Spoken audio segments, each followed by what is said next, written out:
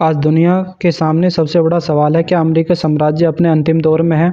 और इसके जवाब छुपे हैं इस अखबार में छपे हर एक आंकड़े में। मुद्दा अखबार की सबसे बड़ी हेडलाइन साफ कहती है कि खतरे में है अमेरिकी साम्राज्य। 1920 के दशक में अमेरिका का औद्योगिक ताकत बनकर उभरा था। पहली बार डॉलर ने अंतर्राष्ट्रीय व्यापार में अपनी जगह बनानी शुरू की थी।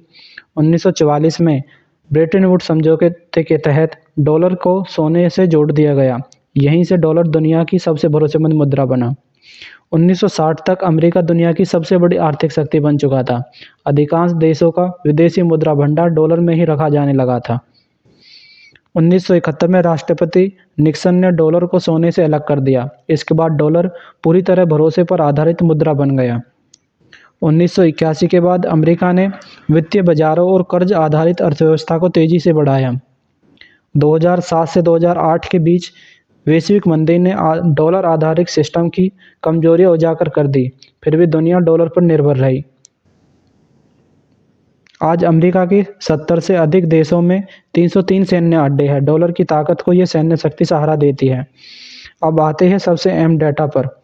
दुनिया के विदेशी मुद्रा भंडार में डॉलर की हिस्सेदारी 59.8%, यूरो 19.7%, येन 5.3%, पाउंड 4.8%, युआन 2.5%, अन्य 0.2%। 2014 के बाद अमेरिका ने डॉलर और बैंकिंग सिस्टम को प्रतिबंधों के हथियार के रूप में इस्तेमाल करना शुरू किया।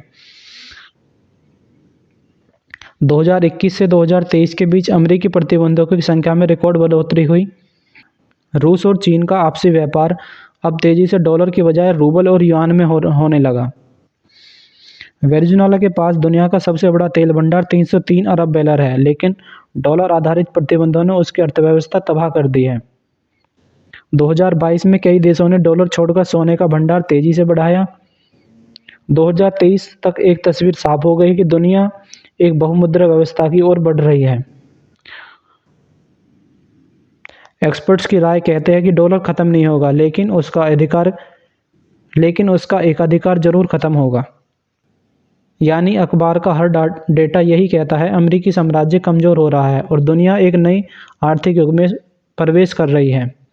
अगर आपको ऐसी पूरी तरह डेटा आधारित और गहराई से समझाई गई खबरें पसंद आती है तो चैनल को सब्सक्राइब करें।